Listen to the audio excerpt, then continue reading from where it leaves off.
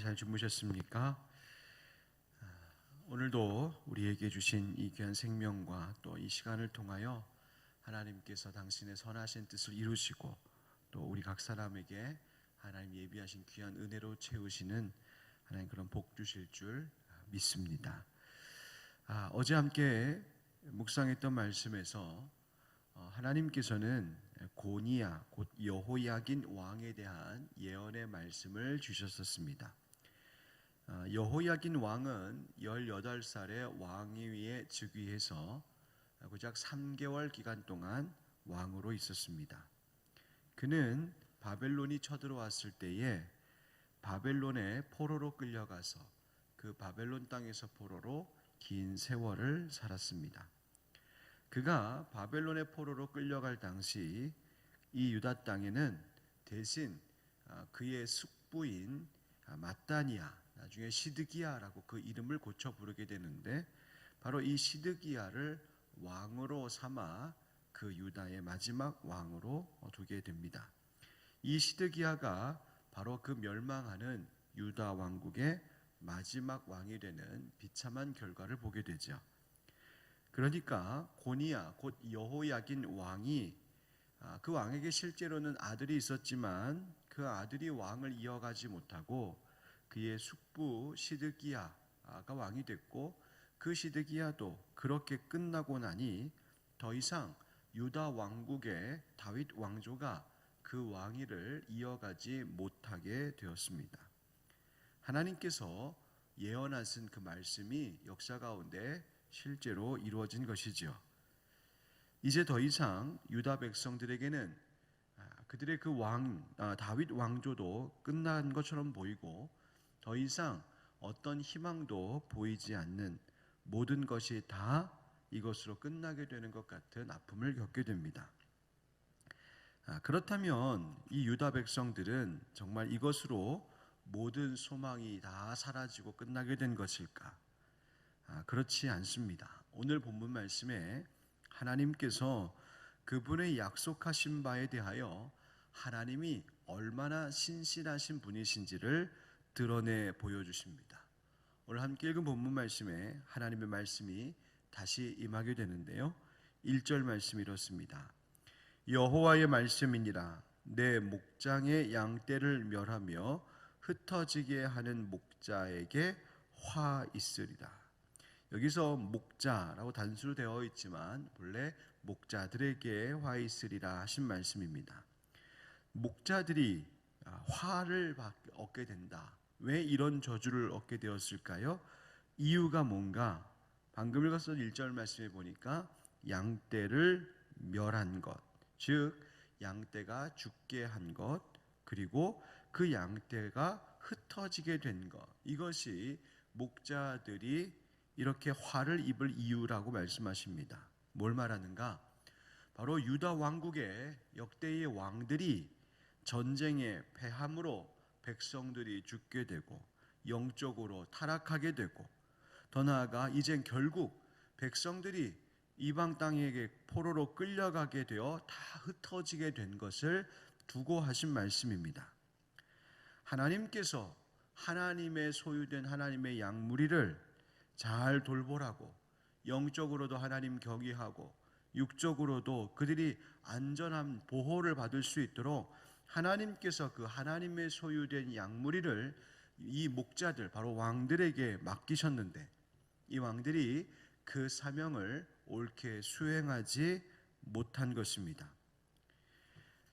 여러분, 우리 국가의 지도자들, 또 교회의 공동체의 리더들이 얼마나 중요한지를 우리가 기억해야겠습니다. 이 땅의 백성들도 또 교회 공동체의 성도들도 결국 하나님 목장의 하나님 소유된 양떼입니다. 바로 이 양들을 맡아 돌보는 목자의 사명을 받은 사람들은 그 맡겨진 일에 맡기신 하나님의 뜻을 따라 성실해야 합니다. 교회에서 또 목회자들, 그리고 우리 목장의 영혼들을 맡은 목자들, 이 모두가 하나님의 소유를 맡은 청지기들임을 우리가 기억할 때 오늘의 말씀이 우리에게 얼마나 엄중하게 다가오는지를 깨닫게 됩니다. 여러분, 지금 코로나 등 여러 가지로 참 어려움이 많은 때에 이 나라에 맡은 위정자들이 그 사명을 잘 감당할 수 있도록 기도하셔야 합니다. 또 교회의 목회자들과 리더들이 지금은 비록 우리 교인들 또 목원들을 가까이 얼굴을 함께 마주하며 볼 수 없는 어려운 때이지만 여전히 나에게 맡겨주신 양들인 줄 알고 그 하나님의 양들을 잘 돌보는 일들을 성실히 감당하기 위하여 함께 기도하고 마음을 모아 그 일들을 성실히 감당해야 할 것입니다. 여러분, 하나님의 양떼이기 때문에 하나님의 말씀으로 먹이고 하나님의 방법으로 돌보며 하나님이 기뻐하시는 길로 인도하도록 우리가 그렇게 성실히 그 사명을 감당해야 할 것입니다. 자, 그런데 유다의 왕들과 목자들이 그러지 못했다는 거예요. 그래서 하나님 뭐라고 말씀하시나요? 2절 말씀에 그러므로 이스라엘의 하나님 여호와께서 내 백성을 기르는 목자에게 이와 같이 말씀하시니라. 너희가 내 양떼를 흩으며 그것을 몰아내고 돌보지 아니하였도다. 보라, 내가 너희의 악행 때문에 너희에게 보응하리라. 여호와의 말씀이니라. 하나님의 심판 예고이지요. 그런데 하나님께서 심판하시고 멸하시는 것으로 이 모든 것, 하나님의 이 보응으로 모든 것이 다 끝나는 것만은 아님을 말씀해 주고 있습니다. 이어지는 3절과 4절 말씀입니다. 내가 내 양떼의 남은 것을 그 몰려갔던 모든 지방에서 모아 다시 그 우리로 돌아오게 하리니 그들의 생육이 번성할 것이며 내가 그들을 기르는 목자들을 그들 위에 세우리니 그들이 다시는 두려워하거나 놀라거나 잃어버리지 아니하리라. 여호와의 말씀이니라. 아멘. 하나님께서 그렇게 잃어버렸던 하나님의 소유된 그 양들을 다시 다 되찾으시겠다고 말씀하십니다. 모아 다시 그 우리로 돌아오게 하리니 다시 하나님의 양들이 있어야 할 제자리로 돌이키실 때가 있을 것이라고, 그리고 마침내 다시 번성하게 되는 회복의 일도 하나님 보게 하시겠다고 말씀하십니다. 마치 애굽의 노예로 붙잡혀 있던 이스라엘 백성들을 하나님께서 되찾으시고 광야 가는 길 가운데도 보호해 주시고 하나님이 예비해 주신 그 가나안 땅에까지 인도하신 것처럼 이제 하나님께서 하나님의 백성들을 다시 잃어버리지 않으실 것이라고, 포로로 끌려갔던 모든 유다의 백성들을 하나님께서 다시 찾으시고 돌아와 번성하게 하는 구원의 일을 이루시겠다고 약속하십니다. 여러분, 그렇습니다. 우리 하나님은 결코 하나님 당신의 택하신 백성을 잃어버리지 않으시는 분이십니다. 생각해보면 하나님의 곁을 떠나는 것은 정작 우리들입니다. 죄의 길, 멸망하는 길로 달려가는 것은 우리이지 하나님은 우리를 놓치지 않으십니다. 하나님은 한 사람도 잃어버리지 않으시겠다고 약속하고 계십니다. 여러분, 우리 하나님에 대하여 이와 같이 약속하시고 그 약속에 대하여 신실하신 하나님에 대하여 우리가 불안한 마음을 갖지 않아도 됩니다. 지금 코로나 때문에 또 그로 인하여서 여러 가지 어려운 여파가 밀려오고 있는 이때에 많은 어려움이 있는 것이 우리가 맞닥뜨린 현실이겠지만 각 가정의 가게도 모든 생활도 교회도 지금의 어려움이 있는 것은 분명하지만 여러분, 하나님은 다시 우리로 돌아오게 하시는 은혜를 베풀어 주실 것입니다. 그리고 다시 번성하게 될 것이라고 하십니다. 그 약속을 믿고 붙들어야 합니다. 궁극적으로 하나님은 죄로 인하여서 멸망할 수밖에 없는 우리의 영혼들을 예수 그리스도 그 십자가의 은혜로 우리를 구원하시고 마침내 하나님의 품 안으로 다 안으실 것을 약속하고 계신 것입니다. 5절과 6절 말씀입니다. 여호와의 말씀이니라. 보라, 때가 이르리니 내가 다윗에게 한 의로운 가지를 일으킬 것이라. 그가 왕이 되어 지혜롭게 다스리며 세상에서 정의와 공의를 행할 것이며 그의 날에 유다는 구원을 받겠고 이스라엘은 평안히 살 것이며 그의 이름은 여호와 우리의 공이라 일컬음을 받으리라. 아멘. 여러분, 이 말씀이 바로 우리에게 보내주신 메시아 우리 주 예수 그리스도의 그 처음 오심을 예언하고 있는 말씀입니다. 때가 이르면 다윗의 의로운 한 가지를 일으킬 것이다.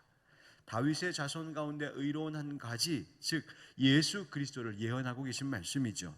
그리고 이분이 온 만유의 왕이 되어 지혜롭게 다스리시고 정의와 공의를 행할 것이라고 말씀하십니다. 하나님께서 다윗을 왕으로 세우셨을 때에 너의 왕위를 영원히 견고하게 하시겠다고 하셨던 그 약속의 말씀을 성취하고 계신 것입니다. 그때가 되면 유다는 구원을 받고 이스라엘은 평안함을 누리고 그 왕의 이름을 여호와 우리의 공의라고 일컬으신다 말씀하십니다. 여호와 우리의 공의, 여호와 츠드케누라고 하는 말인데요, 이 말은 여호와께서 앞으로 일으키실 이 왕이 정의를 행하는 왕이 될 것이다, 의로운 왕이 되어서 우리의 공의라고 부르게 될 것이라고 말씀하십니다. 여러분, 세상의 왕들, 세상의 목자들은 세상을 쫓고 세상의 방법대로 불의하게 행했지만 이분은 하나님의 의를 쫓아 정의를 베푸는 의로운 왕이 될 것이라는 예언의 말씀이죠. 여기서 공의라고 하는 것이 무엇일까요? 이 공의는 하나님의 그 의로운 길을 따라 특별히 그 공동체에 우리가 함께 더불어 살아가는 이 공동체 가운데 성실한 태도로 그 의로운 행위를 하는 것, 바로 그것을 성경은 바로 공의라고 말하고 있습니다. 예수 그리스도, 우리 왕 되신 예수님께서 우리를 위하여 십자가 지시고 부활하시고 그분의 그 행하신 모든 일들이 우리에게 공의가 된다는 것이죠. 바로 이 일이 신약 시대에 이루어지게 되었고 지금 우리가 예수님 오신 이후로 이 교회 시대를 살아가고 있는 것입니다. 그렇습니다. 여러분, 바로 예수 그리스도께서 우리의 참 목자이시며 의로운 왕이 되어 주셨습니다. 이 어두운 세상, 무엇이 옳은 것인지 참 의로움이 보이지 않는 것 같고 정의와 공의는 먼 세상 이야기인 것 같고 참으로 힘들고 어려운 어두운 시대를 살아가고 있습니다. 서로 속고 속이고 갈등과 분열은 계속되고 정치계에서도 계속 공방이 오고 가고 그 사이에서 백성들은 두려워하고 힘겨워하고 어려움 가운데 있습니다. 여러분, 그러나 여전히 우리 가운데 소망이 있는 것은 바로 우리에게 참 의로운 왕으로 하나님께서 보내주신 예수 그리스도, 그분이 우리 가운데 계시기 때문인 줄 믿습니다. 여러분, 정말 흔들리는 이 출렁거리는 파도 위를 걷는 것처럼 그렇게 두려움과 어려움이 많은 이 시대이지만 여전히 우리의 왕이 되어 주시고 우리의 목자가 되어 주셔서 우리를 이끌어가고 계시는 예수님, 그분을 오늘 하루도 묵상하시고 그 예수님의 말씀을 입술과 우리의 마음 가운데 담으시고 오늘도 예수 이름 의지하여 기도할 때 이 불안한 세상 속에서도 그분이 우리를 다시 모으시고 회복시키시고 우리를 붙들어 주실 줄 믿습니다. 여러분, 지금 이 시대에 너무나 우울증, 불안함, 무기력함이 너무나 많다고 합니다. 여러분, 혹시 오늘 말씀을 듣고 계신 분들 가운데에도 마음속에 우울함, 불안함, 무기력증 때문에 어려움을 호소하고 계신 분은 계시지 않으십니까? 우리의 참 목자 되시고 참 왕 되신 예수 이름을 힘있게 불러보십시오. 그 예수 이름 붙들고 기도하십시다. 그 예수님의 이야기가 가득 펼쳐지고 있는 하나님의 말씀을 우리 읽고 그 말씀을 마음에 새기십시다. 그 예수가 우리에게 능력, 우리의 구원 되시는 줄 알고 오늘 하루도 예수님과 함께 동행하는 소망이 있고 힘 있고 기쁨 넘치는 삶을 사시기를 우리 주 예수 그리스도의 이름으로 축원드립니다. 아멘. 우리 함께 기도하겠습니다.